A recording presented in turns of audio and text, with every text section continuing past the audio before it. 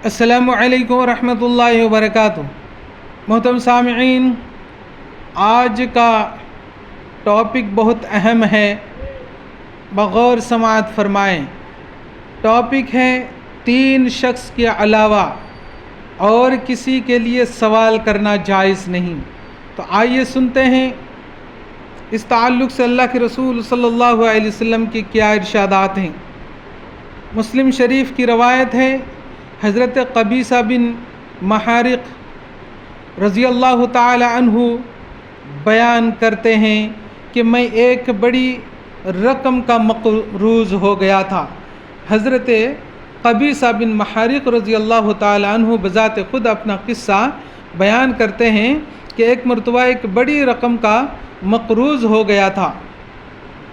میں رسول اکرم صلی اللہ علیہ وسلم کی خدمت میں حاضر ہوا تاکہ آپ صلی اللہ علیہ وسلم سے اس کے متعلق سوال کروں۔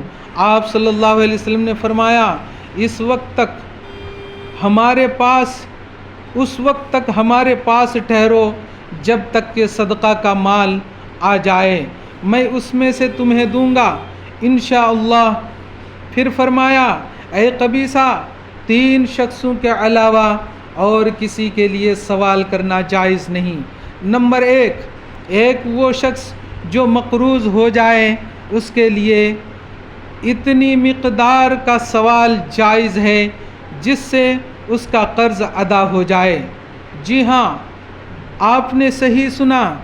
نمبر 1، اللہ کے رسول صلی اللہ علیہ وسلم تلقین کرتے ہیں کہ جو مقروض ہو جائے، وہ شخص جو مقروض ہو جائے اس کے لیے اتنی مقدار کا سوال جائز ہے جس سے اس کا قرض ادا ہو جائے، اس کے بعد وہ سوال سے رک جائے۔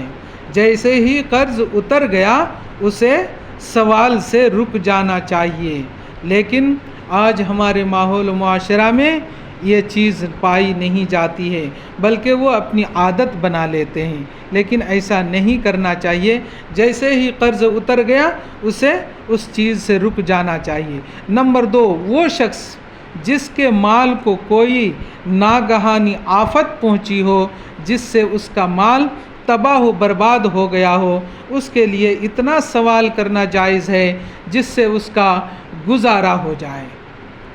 جی ہاں، آپ نے صحیح سنا۔ 2 نمبر میں وہ شخص ہے، یعنی دوسرے نمبر میں وہ شخص ہے جس کا مال کسی ناگہانی آفت پہنچی اور اس کا مال ہلاک و برباد ہو گیا، تباہ ہو گیا، تو اس کے لیے اتنا سوال کرنا جائز ہے جس سے کہ اس کا گزارا ہو جائے۔ اتنا سوال جائز ہے۔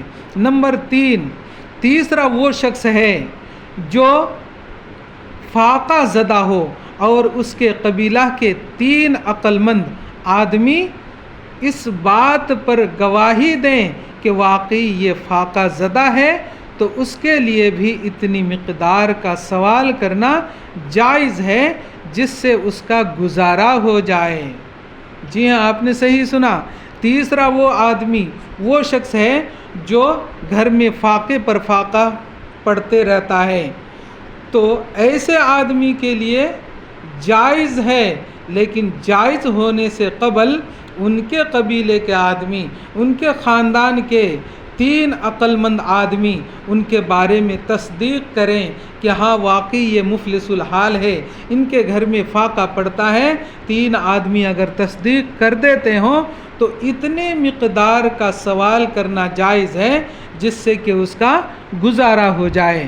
اے قبیصہ، بات یہاں پر ختم ہو جاتی ہے، یعنی 3 آدمی کے لیے سوال کو جائز ٹھہرایا، اور جائز ٹھہرانے کے بعد پھر حضرت قبیصہ رضی اللہ تعالیٰ عنہ کی طرف اللہ کے رسول متوجہ ہوتے ہیں اور کہتے ہیں، اے قبیصہ، ان 3 شخصوں کے علاوہ سوال کرنا حرام ہے۔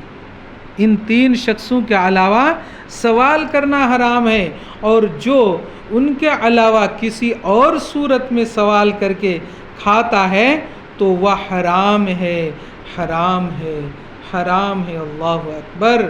اللہ کے رسول صلی اللہ علیہ وسلم نے کتنی بہترین تعلیم دی ہے۔ اللہ تعالیٰ سے دعا گو ہوں کہ اللہ تعالیٰ ہم سب کو نیک عمل کی توفیق عطا فرمائے، آمین، تقبل یا رب العالمین۔